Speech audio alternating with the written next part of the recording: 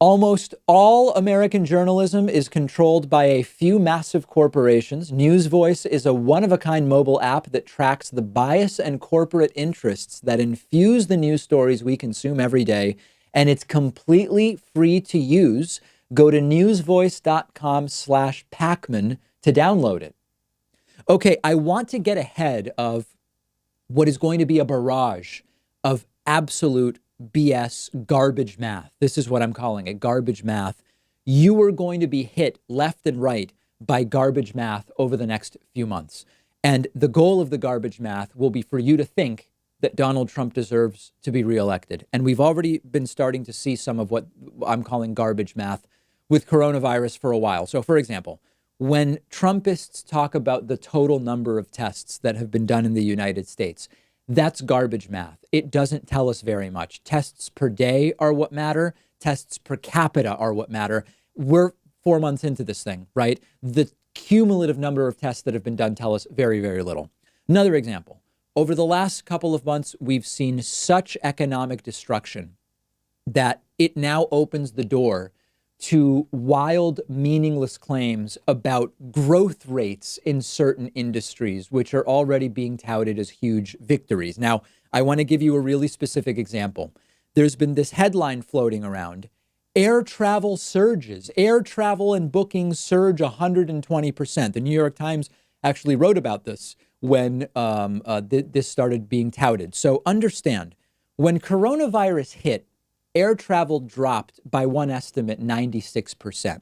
So when you say air travel surges 120%, it has surged 120% or roughly doubled from almost zero. Okay, so imagining that air travel is going well completely ignores just basic math. Let's look at some numbers. If you start with what would be 100%, right, like full air travel, and you then experience a 96% decrease to air travel, you end up with 4% of the air travel you started with. You start with something, you take away 96%, you're left with 4%. If you then increase air travel by 120%, air travel is still down 91% from where it was. This is just a common function of how percentages and growth rates work. If you lose 50% of something, you need to gain 100% to get back to where you were. If I have $100 in stock and that stock loses 50% of its value, my $100 is now worth $50. To get back to $100, I need that $50 to increase 100%. And this is the crux of a ton of the disinformation propaganda garbage math that you are going to be hit with over the next few months. As the recovery hopefully starts to happen, depending on how deadly coronavirus remains and how bad wave 2 is, you are going to see a lot of this stuff. I'll give you some other examples.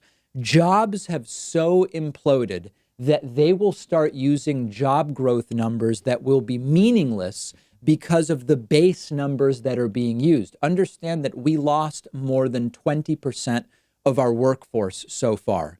We might recover 5% of the current workforce, and they will say, hey, we're already a quarter of the way back. That's not how growth rates work.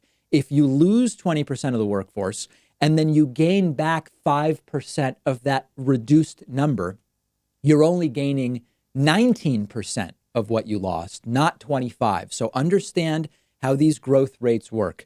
The one that will really be weaponized is probably going to be GDP. We, in all likelihood, are going to see historic GDP loss numbers for the second quarter in the United States. We're not going to get those numbers until sometime in August, most likely. So normally the numbers would be, for example, like, oh, GDP in Q2 went up 0.5%.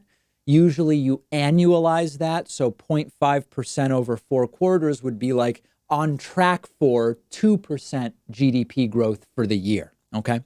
The decline in the second quarter is going to be massive. It could be 10%, could be 12%, could be 25%. Imagine it's 15%. If you annualize that 15% 1 quarter loss, it would be like 60% for the year. It's not going to really tell us much because in all likelihood, in the third quarter, if things go as are sort of expected, we're going to start to see a recovery. And remember, that recovery in GDP would only be a fraction of what was lost in the second quarter. The headlines and Trump and others are going to say, for example, imagine that we lose 15% in Q2 and gain 5% in Q3 relative to those previous numbers. The Trumpist will say, oh my God, 5% in a quarter. We're on track for 20% GDP growth if you annualize it. Even China doesn't grow 20% in a year. And of course, that would be wrong because we will have just suffered one of the, if not the greatest GDP loss in American history. And there would be no reason to annualize third quarter GDP growth if we have it, given that it is a year with massive ups and downs. So the concern I have is that the timing of that could be very, very pernicious. We are likely to learn the Q3 GDP numbers at the end of October. That is days before the presidential election. And it is going to present the perfect opportunity for Donald Trump to do what will essentially be like 96 hours of propaganda, confusing people about Q3 GDP numbers to justify his reelection. And it may work. I'm trying to stay ahead of it.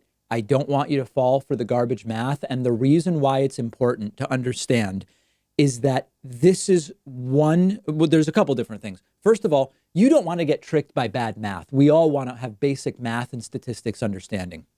But number two, policymakers are going to be using bad data to justify the policies that they would be advocating for anyway, and pretending like it's where the facts are taking us, when the reality is they'd be advocating for the same policies no matter what, and they'd be advocating for the reelection of Donald Trump no matter what. They will claim victory. They will claim mission accomplished. Understand growth rates, understand percentages. Don't fall for the garbage math. Make sure you're following me on Twitter. Let me know what other fuzzy math you are seeing, for lack of a better term. And remember that you can get the daily David Pakman Show audio podcast for free on iTunes, Stitcher, Google Play Podcasts, all of your favorite podcasting platforms. Sign up free and get the daily podcast.